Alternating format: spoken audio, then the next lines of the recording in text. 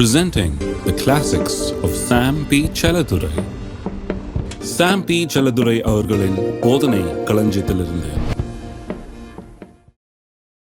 நீங்கள் இப்பொழுது இருக்கிறதை பார்க்கிலும் 1000 மடங்கு அதிகமாகும்படி உங்கள் பிதாக்களின் தேவனாகிய கர்த்தர் உங்களுக்கு சொல்லியபடியே உங்களை ஆசீர்வதிப்பாராக.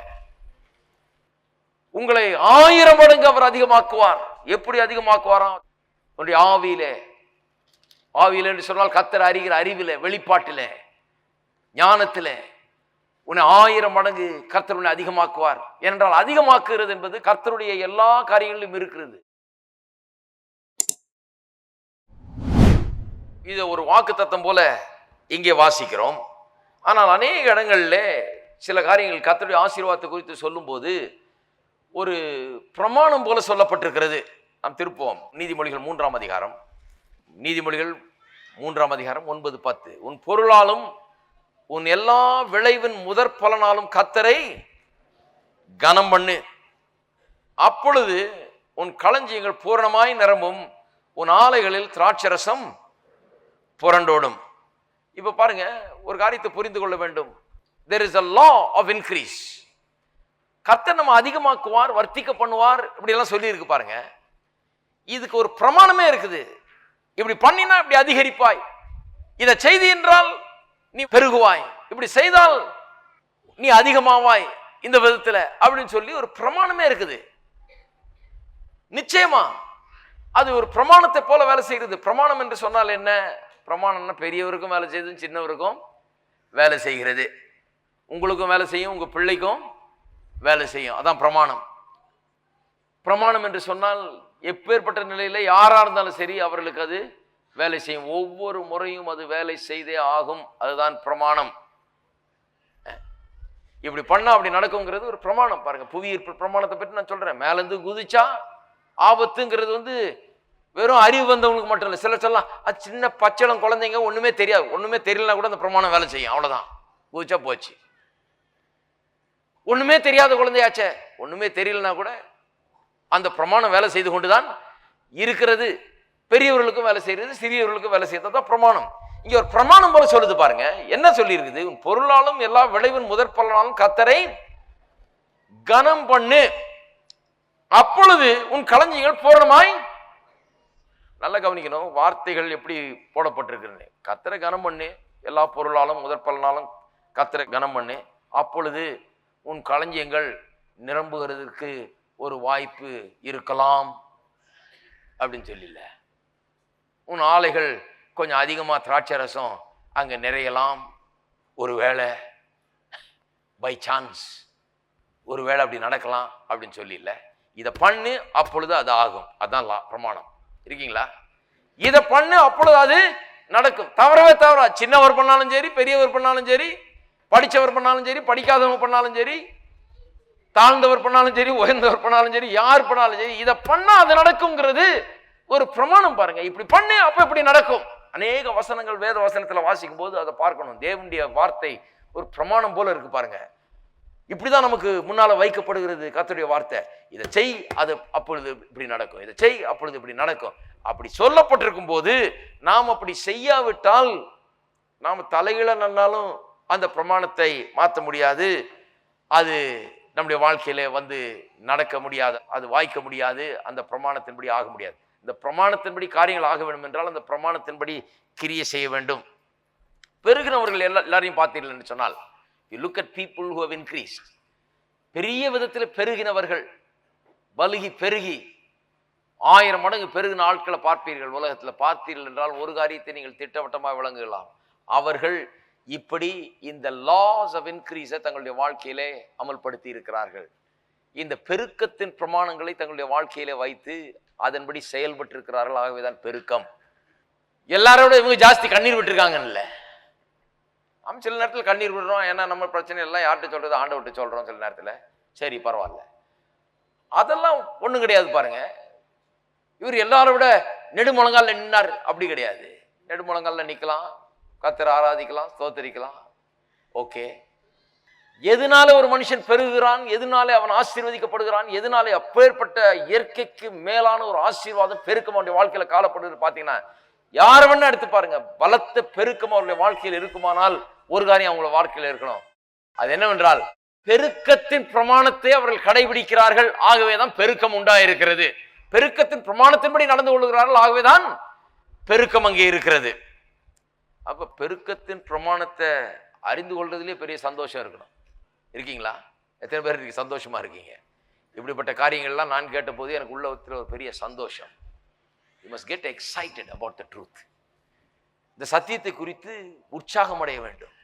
இந்த பெருக்கத்தின் பிரமாணத்தை நான் கண்டுபிடித்து விட்டேனே, இது இப்படிதான் சொல்லி இருக்குது, நல்ல காலம் வந்த இதை கேட்டேன், நல்ல காலம் இந்த காரியங்களை புரிந்து கொண்டேன் என்று உள்ளத்திலே ஒரு பெரிய இதை குறித்த ஒரு பரவசமும் உற்சாகமும் உண்டாக வேண்டும். பெருக்கத்தின் பிரமாணத்தை கண்டுபிடித்து அதை குறித்த ஒரு உற்சாகமும் தெம்பு நமக்குள்ள இருக்க வேண்டும். அப்படியே கேட்டுட்டு அப்படியே போயிட்டு பார்க்கலாம் ஏதோ சொல்றாரு அப்படின்னீங்கன்னா இன்னும் அது கிரியை செய்ய ஆரம்பிக்கலன்னு அர்த்தம். எப்போ கிரியை செய்ய ஆரம்பிச்சிருச்சுன்னா உங்களுக்குள்ள ஒரு எக்ஸைட்மெண்ட் உருவாயிடுச்சா, ஒரு மனுஷன் இதை கேட்டுட்டு உள்ளத்துல ஒரு பரவசம் அடைந்து இதற்காக கர்த்தருக்கு நன்றி செலுத்தி, கர்த்தாவே உமக்கு ஸ்தோத்திரம், நல்ல காலம் இதை கண்டுபிடிச்சு அந்த வழியை காட்டினீர் என்று சொல்லி ஒரு மனுஷன் சொல்லுவான் என்றால் உள்ள வேலை செய்ய ஆரம்பித்து விட்டது என்று அர்த்தம். அன்றைக்கே பிசாசு அந்த வாழ்க்கையிலே தோற்கடிக்கப்பட்டு விட்டான் என்பதை இவர் உறுதிப்படுத்துகிற நாளா இருக்கிறது. பிசாசு பாருங்க, அவன் எப்படி விரும்புறான்னா நமக்கெல்லாம் எல்லாருக்கும் சுகம் இல்லாம போனோம் ஒண்ணு, இன்னொன்னு இல்ல தரித்திரமாவது போனோம். ரெண்டுத்துல ஏதாவது ஒரு டைரக்ஷன். இந்த ரெண்டு பெரிய ஒரு இது வச்சிருக்கான், நோக்கம் வச்சிருக்கான் பாருங்க. ஒண்ணு எப்படியாவது வியாதியா போகணும், இல்ல துட்டு இல்லாம தவிக்கணும். வியாதியா இருந்தா என்ன பிரச்சனைன்னா, வியாதியா இருக்கும்போது துட்டு நிறைய இருந்ததுன்னு வைங்க, வியாதியா இருக்கிறதுனால ஏதாவது செய்யணும்னு நினைச்சா கூட செய்ய முடியாது. ஏன்னா வியாதி, கையில காசு இருக்குது ஆனா அதை வச்சு ஒன்றும் செய்ய முடியாது, எந்திரிக்கவும் முடியாது, அப்புறம் எங்கே செய்யறது. வியாதியில சாத்தானுக்கு ரொம்ப சந்தோஷம், முடக்கி போட்டாச்சு. ஆகவேதான் சத்துரு வந்து எப்படியாவது அதுலயே வைத்திருக்கணும்னு பார்க்கறான். வியாதிப்பட்டா அவனுக்கு தெரியும் ஒன்றும் செய்ய முடியாது, இவரால எவ்வளவு காசு இருந்தாலும் அதனால ஒன்றும் பெரிய நன்மை ஒன்றும் செஞ்சிட முடியாது. தரித்திரத்துல வைத்து விட்டால், ஏழ்மைத்தனத்திலே நம்ம வைத்து விட்டால், செய்யணும் நிறைய ஆசை இருக்கும், சரீரத்துல உடம்புல பலன் இருக்கும், ஆனா ஒன்றும் செய்ய முடியாது. எப்படி பாருங்க, அவன் ஒன்று வியாதிப்பட்டு பேசாம படுத்து கடை ஒன்றும் செய்யாதுன்றான், இன்னொன்று நடமாடிட்டு இருந்தா துட்டு இல்லாம நடமாடு, ஏன்னா துட்டை கையில வச்சிருந்தீங்கன்னா ஏதாவது செய்வேன். அதனால ரெண்டுத்துல ஒண்ணு பார்த்தேன். இதுல என்ன பெரிய கொடுமைன்னா, சில நேரத்துல வியாதியும் தரித்திரத்தையும் ரெண்டுத்தையும் போட்டு ரெண்டுத்துக்களையும் அப்படியாவது வச்சிருக்க வேணும் என்று பார்க்கிறான் சாத்தான். ஏன்னா ரெண்டுத்துக்களையும் வச்சுட்டா எந்திரிச்சு போயும் ஒன்றும் செய்ய முடியாது, கையில காசும் இருக்காது. அதான் அல்டிமேட் டிஃபீட். இதுதான் எல்லா தோல்வியை காட்டில ஒரு பெரிய தோல்வி மாதிரி ஒரு வாழ்க்கையில் ஆயிடுது. ஒரு மனுஷன் அப்படியே முடங்கி கிடந்து விடுறான், ஒண்ணுமே செய்ய முடியாது. அவனுடைய காசை கொண்டு ஒன்றும் செய்ய முடியாது, அவனுடைய சரீரத்தை கொண்டு ஒன்றும் செய்ய முடியாது. அப்படியே அவன் ஒன்றுமில்லாமல் போய் விடுகிறான். நான் சொல்லுகிறேன் அருமையானவர்களே, அதனால்தான் பெரிய ஒரு லட்சியத்தை வைக்க வேண்டும். சரீரத்தில் ஆரோக்கியத்திலையும் பலத்திலையும் நாம் பெருக வேண்டும் என்கிறது ஒரு நோக்கமாக வைக்க வேண்டும். ஏன்னா சத்துரு அதுக்கு எதிராக இருக்கிறான். சரீரத்தில் ஆரோக்கியத்திலும் பலத்திலும் பெருக வேண்டும், பிசாசை எதிர்த்து நிற்க வேண்டும், எல்லா வியாதிகளையும் எதிர்த்து நிற்க வேண்டும். சரீரத்துக்கு எதிராக வருகிற சகல நோய்கள், அதை தாக்குகிற சகல சக்தியில் எதிர்த்து நிற்க வேண்டும். முழு பலத்தோடு அதை எதிர்த்து நாம் நிற்க வேண்டும், தேவனுடைய பலத்தோடு. நீங்க என்னென்ன பலத்தை யூஸ் பண்ணுவீங்களோ தெரியாது. நீங்க மருந்து போடுவீங்களோ, டாக்டரை பார்ப்பீங்களோ, விசுவாசிப்பீங்களோ, எல்லாத்தையும் யூஸ் பண்ணுங்க. நாங்க என்ன கேட்டா என்னென்ன யூஸ் பண்ணுமோ அவ்வளத்தையும் யூஸ் பண்ணி இந்த வியாதியை விரட்டுறதுலயே குறியா இருக்க வேண்டும். வியாதியை விரட்டுறது மட்டுமல்ல, அதுல எவ்வளவு குறியா இருக்கிறோமோ அது போலவே பொருளாதாரத்துல நான் செழித்தே ஆவேன் என்கிறதுலேயும் குறியா இருக்கணும். இல்லாமையை போக்குவதிலே குறியா இருக்க வேண்டும். இருக்கீங்களா? பிசாசுக்கு எப்படியாவது வியாதியில வச்சிடணும், எப்படியாவது தரித்திரத்துல வச்சிடணும். நான் நினைக்கிறேன் பெந்தகோஸ்து மக்கள் மத்தியில ரொம்ப சக்சீட் ஆயிட்டான் பிசாசு. அவங்கள நம்ப வச்சுட்டான், நீ தரித்திரத்திலேயே இருந்தா பரலோகத்துல உனக்கு நல்ல வீடு இருக்கு உனக்கு. அப்படிதான் அந்த காலத்துல பிரசங்கம் பண்ணாங்க பாருங்க. இப்ப நான் எத்தனையோ வீடுகளை பிரதிஷ்டை பண்றேன், எவ்வளோ வீடுகள் கட்டுறாங்க, போய் பிரதிஷ்டை பண்றேன். அந்த காலத்துல எனக்கு ஞாபகம் இருக்கு, ஒரு வீடு பிரதிஷ்டை பண்றதுன்னா நடக்கவே நடக்காது, அதுவும் பெந்தோஸ்காரங்களுக்கு நடக்காது. ஏன்ற அவங்க சொல்லிட்டாங்க, உனக்கு இங்கே வீடு இருந்தாலும் அங்கே உனக்கு வீடு இருக்காது. அவன் பாவம் என்ன பண்றது, அவன் கொஞ்சம் அப்படி லேசா யோசித்திருப்பான் ஒரு வீடு கட்டலாமான்னு. அன்னைக்கு தான் பிரசங்கம் நடக்கும், உனக்கு இங்கே வீடு கட்டினா உனக்கு அங்கே வீடு இருக்காது. அதோட அந்த எண்ணத்தை கைவிட்டு விட்டு அடுத்தது எப்போ மோட்சம் போகணும்னு பார்த்துட்டு இருக்க வேண்டியதான். அவன் வேதம் சொல்லுது கட்டுவீர்கள் வீடுகளை. எத்தனை பேர் நம்புறீங்க கட்டுவீங்கன்னு சொல்லி? கட்டணும். இதெல்லாம் முக்கியம் இல்லைங்க, இதெல்லாம் பெரிய காரியம். இது சாதாரண காரியம். இதுல முதல்ல காமிங்க என்னன்னு. ஹலோ, இதை விட பெரிய காரியம் இருந்துட்டு போட்டோம். இது ரொம்ப சாதாரண காரியம். கர்த்தர் உங்களோட இருக்கிறாருங்கிறத இதுல முதல்ல நாம செய்து இதை நிலைநிறுத்த வேண்டும். இதெல்லாம் ரொம்ப முக்கியமான ஒரு காரியம் வாழ்க்கையில. பாருங்க, சபையில் என்னன்னு தெரியல, இதெல்லாம் எதிர்த்து போச்சுட்டதுனால அவங்க எப்படியா தரித்திரத்தை மேன்மைப்படுத்தி, தரித்திரத்தை மேன்மையா எண்ணி, தரித்திரத்தை சொந்தமாக்கி கொண்டு, தரித்திரத்தை அரவணைத்து கொண்டு, தரித்திரமே என்னுடைய பங்கு வாழ்க்கையிலன்னு சொல்லி ஆக்கி, கடைசியில கர்த்தருடைய வேலை ஒன்றும் நடக்கல. ஏனென்றால் இவர்களால் ஒன்றும் பண்ண முடியாது. பாருங்க, இவங்க எதுக்காவது ஒன்று காசை கூட தர முடியாது.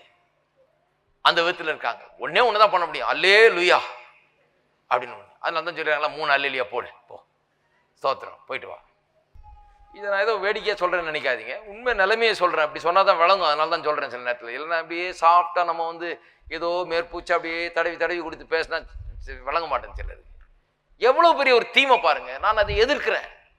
ஜனங்களை எதிர்க்கல, இயக்கங்களை எதிர்க்கல, நான் இப்படிப்பட்ட எண்ணங்களை எதிர்க்கிறேன், இப்படிப்பட்ட ட்ரெண்டை நான் எதிர்க்கிறேன்.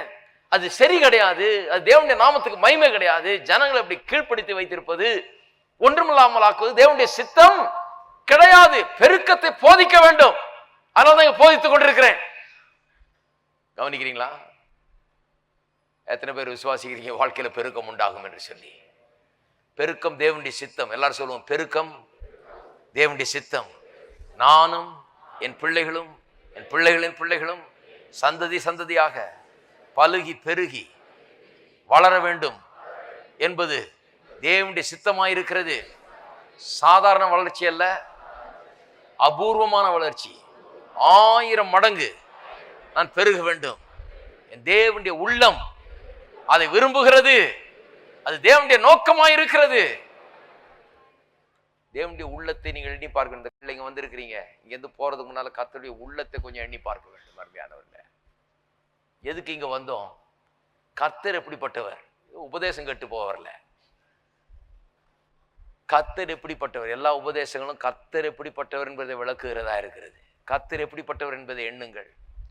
இன்றைக்கு இந்த இடத்தை விட்டு போகும்போது இப்பேற்பட்ட கர்த்தரா எனக்கு இருக்கிறார், இப்பேற்பட்ட ஆண்டவரா, இப்பேற்பட்ட நோக்கங்களா என்கிற ஆச்சரியமும் வியப்பும் உங்களை நிரப்பாவிட்டால் இந்த சத்தியம் எவ்வளவு சொல்லியும் புரியலன்னு அர்த்தம். இதுல நீங்க கவனம் செலுத்தலன்னு அர்த்தம்.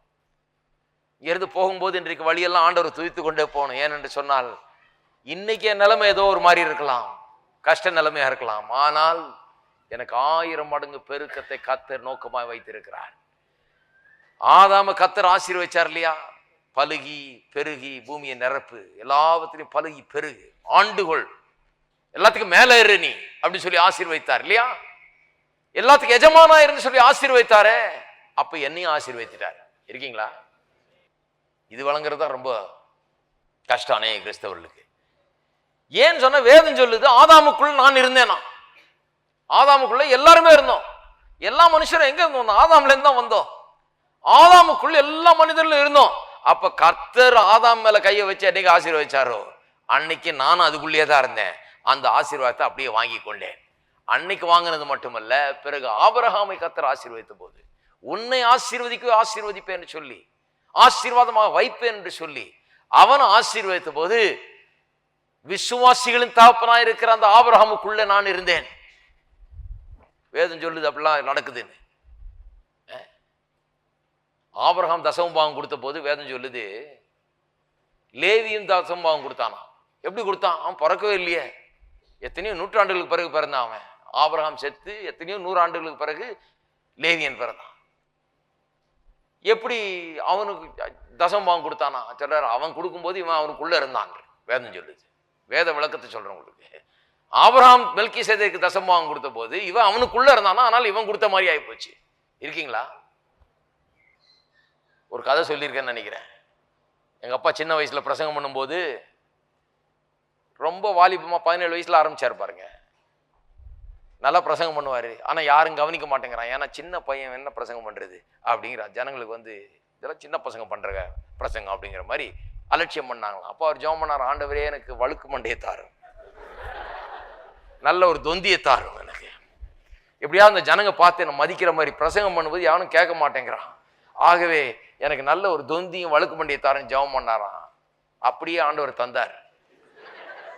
அதனால இது லேசான, இது சும்மா வந்ததில்லை. இது சிலருக்கு சும்மா வந்திருக்குது, இது கேட்டு வந்தது. இது ஒரு நாள் சொல்லிட்டு இருக்கிறார் சாப்பிடும்போது. என் தம்பி ஒருத்தன், அவனுக்கும் பாருங்க அழுக்கு மண்டை, அவனுக்கும் தலையில முடியெல்லாம் கொட்ட ஆரம்பிச்சிச்சு. அவனுக்கு ஒரே வேதனை, என்ன முடியெல்லாம் கொட்டி போகுது. நான் சொன்னா, ஏன்பா நீங்க ஜெபம் பண்ணது சரி, என்னையுமா சேர்த்துறது அந்த ஜெபத்துல? என்கிட்ட சொல்லாம கொள்ளாம என்னையும் சேர்த்து விட்டீங்களே. என்கிட்ட சொல்லாம என்னையும் சேர்த்து ஜெபம் பண்ணலாமா நீங்க? அதனாலதான் இப்படி இருக்கேன். இதெல்லாம் விளங்குது ஆட்களுக்கு சுலபமா. அவர் ஜெபம் பண்ணும்போது அவருக்குள்ள இவன் இருந்தான்றத பாக்குறான் பாருங்க. இதுதான் விளங்க மாட்டேங்குது. ஆவிக்குரிய சத்தியம் தான் விளங்க மாட்டேங்குது நிறைய பேருக்கு. அவருக்குள்ள இவன் இருந்தான்றது விளங்குது. ஆனா இப்போ நான் சொல்லுகிறேன், கிறிஸ்துவுக்குள் நீங்கள் இருக்கிறீர்கள் சொல்ற ரொம்ப கஷ்டம் விளங்கிக்கிறது. கிறிஸ்துவுக்குள் நாம் யார் என்று பிரசங்கம் பண்ற ரொம்ப கஷ்டமா இருக்கு விளங்குறதுக்கு. ஏன்னா அது என்ன கிறிஸ்துவுக்குள்? வாஸ்து பாருங்க, பவுல அப்போஸ்தலன் நிருபங்கள் அனைத்தையும் வாஸ்து பார்த்தீங்கன்னா கிறிஸ்துவுக்குள்ங்கிறத மெயின் சப்ஜெக்ட். எங்க ஒருவன் கிறிஸ்துவுக்குள் இருந்தால் அவன் புது சிருஷ்டியா இருக்கிறான், பழையவர்கள் எல்லாம் ஒளிந்து போயின, எல்லாம் புதிதா என்ன அப்படின்னு சொன்னா என்ன அர்த்தம்? விசுவாசி கிறிஸ்துவுக்குள்ள இருக்கிறான், பழசெல்லாம் போச்சு, எல்லாம் புதுசாயிடுச்சு அப்படின்னு சொல்லி பாருங்க விசுவாசிங்க. நான் முதல்ல பிரசங்கம் பண்ணான்னு, அது எப்படி பிரதர்? அது பெந்தோஸ்து உபதேசம் கிடையாது பிரதர், அது இப்படி சொல்லக்கூடாது பிரதர், எல்லாம் ஒளிஞ்சு போயிடுச்சா, எல்லாம் புதுதாயிட்டமா?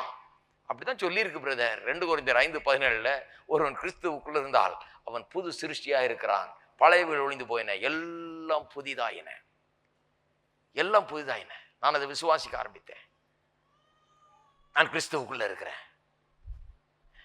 நான் கிறிஸ்துவுக்குள்ள இருக்கிறதுனால பிசாசு வந்தா என்ன பாக்குறது இல்லை, யாரை பாக்குறாமோ இல்ல, அவன் என்னமோ நினைச்சுட்டு வந்தா இங்க பார்த்தா யார் இருக்கிறது? அவர் எங்கன்னா உள்ள இருக்கிறாரு. பெரும்பாடா போச்சு. இப்போ சாத்தானுக்கு ஒன்றும் நேரம் ஒன்றும் பண்ணவே முடியாது. நான் கிறிஸ்துவுக்குள்ள இருக்கிறேன், நான் அவருக்குள்ள இருக்கிறேன், எல்லாம் அவருக்குள்ளதான். இதை விளங்கி கொள்ள வேண்டும் அருமையானவர்களே. நான் சொல்லுகிறேன், கர்த்தர் ஆதாமை ஆசீர்வதித்த போது நான் அவனுக்குள்ள இருந்தேன், அந்த ஆசீர்வாதத்தை அப்படியே வாங்கிட்டேன். பலுகி பெருக வேண்டும் என்கிறது என்னுடைய ஆசீர்வாதம், கர்த்தர் என் தலையில வைத்த ஆசீர்வாதம். அது மட்டும் இல்ல, ஆபிரகாமை ஆசீர்வதித்த போதும் நான் அவனுக்குள்ள இருந்தேன். பலுகி நான் பெருக வேண்டும், எல்லாவற்றிலும் நான் அதிகமாக வேண்டும், 1000 மடங்கு அதிகமாக வேண்டும் என்பது என்னுடைய ஆசீர்வாதம். அது கர்த்தர் எனக்கு தந்த ஆசீர்வாதம். அதை நான் விசுவாசிக்கிறேன்.